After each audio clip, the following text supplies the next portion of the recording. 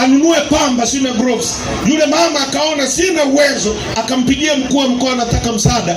Mkuu wa mkoa akamwambia, kama uwezi kununua hivyo, nenda mme wako akufanyie operation. Amesema mwenyewe Charamila. Mpaka sasa hivi yuko kwenye ofisi ya umma hajatolewa. Kwa nini? Kwa sababu mkuu wa mkoa hamumchagui nyie. Mngekuwa mnamchagua, kesho yake wananchi wangemuondoa. Lakini vile vile hata yule aliyemteua hajawajibika kumuondoa, kwa sababu hakuogopi wewe. Kwa sababu wewe kura yako haimweki.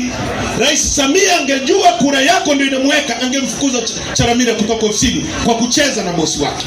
Kwa sababu kwa mujibu wa katiba ya nchi yetu, ibara ya 8, msingi wa mamlaka na madaraka yote nchini ni wananchi. Na sehemu B inasema wajibu wa serikali namba 1 ni kustawisha maisha ya watu, ni kufanya wewe utoke kwenye maisha duni kwenda kwenye maisha mazuri. Ndio wajibu wa serikali, na serikali itawajibika kwako. Sasa kama serikali inakujibu kwamba nenda ukamfanyie mke wako operation, hiyo serikali inawajibika kwako?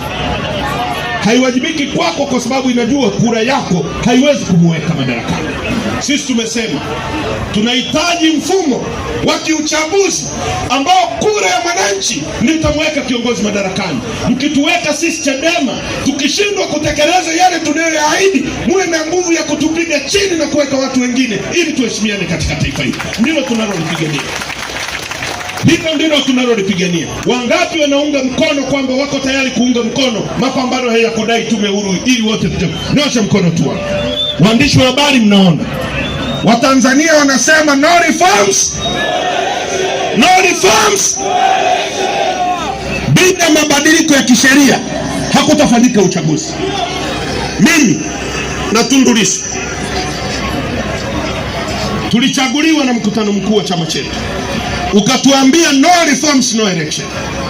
Hatutabadili msimamo, tutasimamia maazimio ya mkutano mkuu.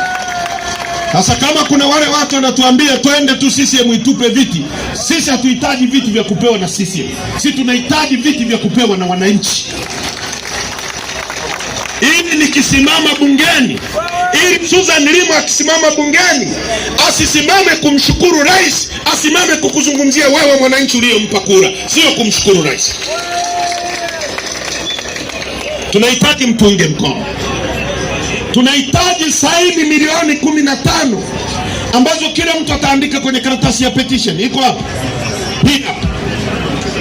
Tunahitaji kila mtu ajisajili hapa. Tutapanga mstari tukimaliza. Tutapanga milioni 15 za Watanzania ambao hawataki wizi wa uchaguzi katika nchi.